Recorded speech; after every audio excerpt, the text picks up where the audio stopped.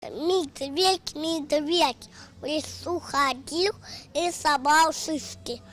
И потом пошел домой и дайте мне машину. Мишка рассердился, упала Мишка на голову шишка и дайте мне машину, я поеду домой. Этот смышленый и общительный мальчишка Никита Самойлов. Ему 5 лет. Никита мечтает стать великим профессором. Правда, в какой области он пока не решил. При рождении у маленького Никиты Самойлова врачи обнаружили порок сердца. Ему необходима была срочная операция. Требовалось 253 тысячи рублей. Такая сумма оказалась неподъемной для семьи. Родители мальчика обратились за помощью в благотворительный фонд Ашана и получили ее. Сегодня Никита здоров и, безусловно, его ждет счастливое будущее. Пока ребенок не заболел, человек не понимает благотворительность, еще что-то. Ну, не только ребенок, вообще любой человек. И когда случается вот такой момент, и ты понимаешь, что ты не один, и что тебе помогла вся наша страна, помогли, хоть одна смс-ка, и то помогает.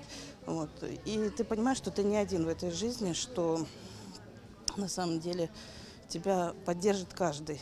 И хочу сказать большое спасибо всем, кто помогал, кто будет помогать. Основным направлением деятельности культурно-благотворительного фонда Ашана, созданного в 2008 году бизнесменом Бесланом Шакая, является организация лечения тяжелобольных детей, проживающих в Абхазии, в лучших клиниках мира, а также сбор пожертвований для оплаты лечения. Фонд Ашана сегодня выполняет роль прозрачного инструмента, создав подлинную благотворительность на площадке, где собираются люди, кому необходима та или иная помощь, и те, кто хочет адресно это сделать. Отчитываясь ежегодно перед обществом, мы творим добро и делаем это максимально прозрачно. В этом и заключается простая формула культурно-благотворительного фонда Ашана. За 6 лет деятельности фонда Ашана с помощью благотворительной акции «Спасем жизнь вместе» собрано 45 миллионов рублей на оплату 237 курсов лечения 128 детям, и некоторым из них было оплачено несколько курсов лечения. В 2017 году благодаря активности граждан на лечение больных детей было собрано 9 миллионов 181 тысяча рублей, оплачено 36 курсов лечения 23 детям. Многие подопечные фонда Ашана вылечились окончательно, многим еще предстоит лечение. Сегодня, оглядываясь назад, мы с уверенностью можем сказать о том, что возникающие на пути трудности – это не что иное, как новая возможность для нового развития. К концу года к нам присоединилось 2 новых партнера. Это компании Руат Групп и Альфа Технострой.